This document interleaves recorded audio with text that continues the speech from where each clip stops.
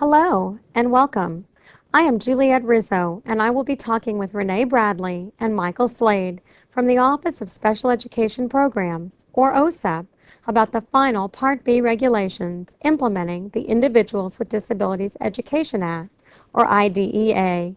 We'll be talking about the provisions relating to discipline. Welcome, Renee and Mike, and thanks for being with us today. Hi, Juliette. I understand that there are some changes in the discipline provisions in IDEA 2004 from the provisions in IDEA 1997. Where should we begin? There's a lot to cover, so let's jump right in. Of course, the final Part B regulations encourage the use of positive behavioral intervention and supports, or PBIS, to manage behavior before it's necessary to move to discipline provisions. The OSEP-funded National Center on PBIS at the University of Oregon works with states and schools to support PBIS practices. But the final regulations continue to recognize that there will be situations where PBIS is not enough and discipline provisions are necessary.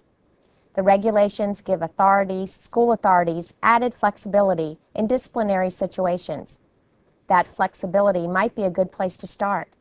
The final regulations ask school personnel to consider any unique circumstances on a case-by-case basis when determining whether a change in placement is appropriate for a child with a disability who violates a code of student conduct. In addition, the preamble explains what constitutes a unique circumstance is best determined at the local level by school personnel who know the child and know all the facts and circumstances about a child's behavior. When determining whether a disciplinary change of placement is appropriate, a range of factors should be considered. Questions that might be asked include, what is a child's disciplinary history? Does the child have the ability to understand consequences? Has there been an expression of remorse? Were supports provided to the child before the violation of a school code? And in addition to removals related to drugs and weapons, there also is a new removal authority related to serious bodily injury. I'm familiar with the provisions for drugs and weapons. Is this new provision similar to those? Yes, it is. Like drug and weapon offenses, school personnel may remove a student to an interim alternative educational setting for not more than 45 school days. And this removal can occur without regard to whether the behavior is determined to be a manifestation of the child's disability. That's right. This is a new authority can be invoked if the child has inflicted serious bodily injury upon another person while at school, on school premises, or at a school function under the jurisdiction of a state educational agency, or SEA, or a local education agency, or LEA. Do the regulations define what is meant by serious bodily injury? The statute and regulations define serious bodily injury as bodily injury that involves a substantial risk of death, extreme physical pain, protracted and obvious disfigurement, or protracted loss or impairment of the function of a bodily member, organ, or mental faculty. That certainly sounds serious. Are there any changes regarding removals for drugs or weapons? No, the provisions in the final regulations remain the same for drugs and weapons. However, it should be noted that under these provisions, a child could be removed to an interim alternative educational setting for not more than 45 school days, which is different from the 45 calendar days in the previous regulations. What other major changes occurred in the discipline provisions? As Renee mentioned, the final regulations retain provisions regarding short-term removals for less than 10 days in a school year and long-term removals more than 10 consecutive days in a school year. The regulations also clarify when educational services may need to be provided during such removals and the standards that apply to those services. Can you say more about that, Mike? Sure. In general, for long-term removals, children with disabilities must continue to receive those educational services that are necessary to enable the child to continue to participate in the general education curriculum and to progress toward meeting the goals set out in the child's IEP. However, the educational services provided under these discipline provisions do not need to be exactly the same services in exactly the same settings as were provided before the implementation of the discipline provisions. So, can you clarify when these educational services may be required for short-term removals? Yes, A public agency is only required to provide services to a child with a disability who has been removed from his or her current placement for 10 days or less if the public agency provides services to a non-disabled student who is similarly removed. What about other disciplinary removals, like those that occur after the child has been removed for 10 school days in that school year, and those that are for more than 10 consecutive school days? In general, the final regulations provide that once a child with a disability has been removed for 10 school days in the same school year during any subsequent days of removal, the public agency must provide those services necessary to enable that child to continue to participate in the general curriculum and to progress towards meeting the goals set out in the child's IEP. School personnel, in consultation with at least one of the child's teachers, determine the extent to which such services are needed for a child previously removed for 10 school days in the same school year and who is later removed for a period of not more than 10 consecutive school days, and that subsequent removal is not considered a change in placement. If a removal is considered a change of placement, the child's IEP team makes the decision about the educational services to enable the child to continue to participate in the general curriculum and to progress toward meeting the goals set out in the child's IEP. I know that the final regulations sometimes use the term removal and sometimes use change of placement. What is the difference? Not all removals are considered a change of placement. There are multiple parts to the definition of a disciplinary change of placement, so you may want to look at Section 300.536 of the final Part B regulations. A change of placement occurs if the removal is for more than 10 consecutive school days. Or a change of placement occurs because the child has been subjected to a series of removals that constitute a pattern. What does that mean? A series of removals constitutes a pattern because the series of removals totals more than 10 school days in a school year, and the child's behavior is substantially similar to the child's behavior in previous incidents. Also considered are such factors as the length of each removal, the total amount of time the child has been removed, and how close the removals are to one another.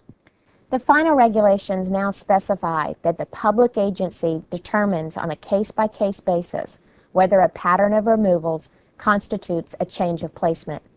This determination may be reviewed under the due process and judicial proceedings. These are very detailed provisions and very complex. How do parents know what is happening with their child in these various circumstances? It's important to keep the parents involved and to let them know what is happening as soon as possible. If there are issues such as where the behavior impedes the child's learning or that of others, the IEP team members must consider the use of positive behavioral interventions and supports and other strategies to address the behavior. The IEP team, that includes the parents, can incorporate positive behavioral interventions and supports into the child's programs. With regard to disciplinary removals, one safeguard in the regulations provides that on the date when a decision is made to make a removal that constitutes a change of placement, the school district must notify the parents of that decision and provide the parents with a copy of the procedural safeguards notice. The procedural safeguards described in the notice include the right of a parent to request a due process hearing by filing a due process complaint, a process we'll discuss a little bit later. Have any changes been made to the manifestation determination provisions? How manifestation is determined? Yes, there have been a number of changes to the process for making a manifestation determination. The final regulations clarify that a manifestation determination must be made within 10 school days of any decision to change the placement of a child with a disability because of a violation of a code of student conduct. Does the child's IEP team make this determination? Not exactly. The LEA representative, the parent, and the relevant members of the child's IEP team must review all relevant information in the student's file. This includes the student's IEP, any teacher observations, information provided by the child's parents. The LEA and the parent determine who those relevant team members are. What is the standard used to determine whether the conduct in question is or is not a manifestation of the child's disability?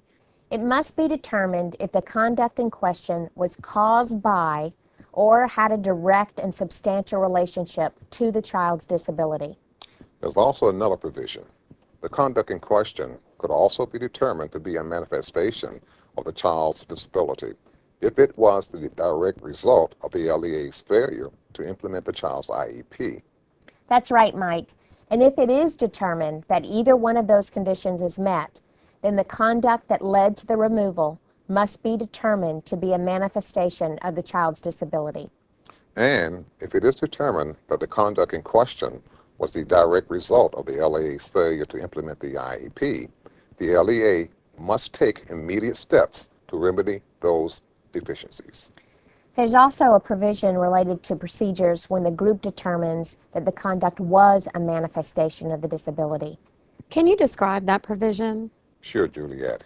If it is determined that the conduct was a manifestation of the disability, the IEP team must do one of the following: either conduct a functional behavior assessment and implement a behavior intervention plan for the child, or if the LEA had conducted a functional behavior assessment before the behavior occurred, then implement a behavioral intervention plan, or if the behavior intervention plan already has been developed, review the plan and modify it as necessary to address the behavior. What happens to the child's placement if the behavior was a manifestation of the child's disability?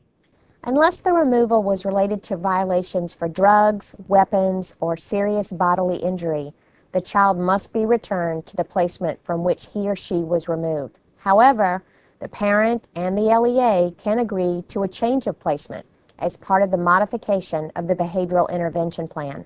What's different about drugs, weapons, or serious bodily injury? In these cases, school personnel could remove the child immediately to an interim alternative educational setting for not more than 45 school days, without regard to whether the behavior is determined to be a manifestation of the child's disability. I'm beginning to understand why there is a need for a case-by-case determination here. There are a lot of factors that interconnect, and it would be unlikely that two situations would have exactly the same set of circumstances. Didn't the previous regulations talk about protections for children who had not yet been identified as eligible for special education and related services? Is that provision still there? Yes, it's still there, but with some clarifications. If a child has not been determined to be eligible for special education and related services under Part B and has engaged in a behavior that violated a code of student conduct, that child may assert any of the protections under these discipline provisions if, and this is not a change, the public agency knew the child had a disability. As in the past, the public agency must have known this before the behavior that precipitated the disciplinary action. How do we determine whether the public agency knew the child had a disability before the incident occurred? There are several circumstances included in the final Part B regulations. The public agency would have knowledge that the child was a child with a disability if, before the behavior occurred, the parent expressed concern in writing that the child needs special education and related services. These concerns need to be addressed to supervisory or administrative personnel of the appropriate educational agency or to a teacher of the child. Would an example of that be where the public agency has received a letter from the parent requesting special education and related services, but the agency has not yet conducted an evaluation or made a determination of eligibility? That's right. And the public agency also will know if the parent have requested an evaluation of the child under Part B. It also will know if the teacher or other LEA personnel express specific concerns directly to the Director of Special Education of the agency or to other supervisory personnel of the agency about a pattern of behavior demonstrated by the child. The final regulations also establish some exceptions to the public agency's basis of knowledge. A public agency would not know the child was a child with a disability if the parent of the child has not allowed an evaluation of the child or has refused services under Part B of the IDEA and the final regulations. The agency also would not know if the child was evaluated, but was determined not to be a child with a disability for Part B purposes. Have we covered most of the changes related specifically to discipline? I think it would be helpful for us to talk a little bit about due process. Parents have the right to request a due process hearing if they disagree with the decisions made during implementation of the discipline provisions. But the statute made a number of changes regarding due process that are also in the final regulations. And we should remember that the LEA also continues to have the right to a due process hearing in disciplinary situations. We already mentioned that a decision to change placement is subject to review through due process and judicial proceedings. The final regulations specify that a parent who disagrees with any decision regarding placement may appeal the decision by requesting a due process hearing. If the LEA believes that maintaining the current placement is substantially likely to result in injury to the child or others, it also may request a hearing. In making the determination on a parent's or an LEA's claims, the hearing officer may return the child to the placement from which the child was removed. This would occur if the hearing officer determined that the removal was a violation of the discipline provision or determined that the child's behavior was a manifestation of the child's disability. Or the hearing officer can order the child moved to an appropriate interim alternative educational setting for not more than 45 school days. If the hearing officer determines that maintaining the child's current placement is substantially likely to result in injury to the child or others. The final Part B regulations also allow for these procedures to be repeated if the LEA believes that returning the child to the original placement is substantially likely to result in injury to the child or others. There's also a provision for an expedited due process hearing. Under this provision, the SEA or LEA, as appropriate, is responsible for arranging the expedited due process hearing within 20 school days of the date the complaint requesting the hearing is filed. The hearing officer must make a determination within 10 school days after the hearing. During an earlier discussion about procedural safeguards, I learned that there is now a requirement for a meeting to try and resolve the issues prior to a due process hearing. How does the expedited due process provision affect this resolution meeting timeline? I just want to preface this by saying that unless we specify school days or business days, we are talking about calendar days. A resolution meeting must be held within 15 days of the date the parent's due process complaint is filed. For an expedited due process hearing request, the resolution meeting must be held within 7 days of the appropriate educational agencies receiving notice of the due process complaint. Alternatively, the parents and LEA can agree in writing to waive the resolution meeting or agree to use the mediation process. Under the regular due process procedures, the due process hearing proceeds unless the matter has been resolved to the satisfaction of both parties within 30 days of the receipt of the due process complaint. It's important to note here that a state may establish different state-imposed procedural rules for expedited due process hearings conducted under the discipline provisions than those that it has established under other due process hearings. But, except for the timeline modifications we've discussed, the state must ensure that the due process hearing requirements under IDEA are met. And decisions made in expedited due process hearings can be appealed in the same way as other due process hearing decisions. Where is the child during the due process hearing? When a parent or the LEA appeals a decision under the discipline provisions, the child must remain in the interim alternative educational setting until one of the following things happens. The hearing officer issues the decision, or you reach the end of the removal period where the removal is related to weapons, drugs, or serious bodily injury, or you reach the end of the removal period for a change of placement for behavior that is not a manifestation of the disability. However, as with regular hearings, the parent and the SEA or LEA can agree otherwise. This is a lot of information and very detailed. What would each of you like the audience to take away as the major changes to remember?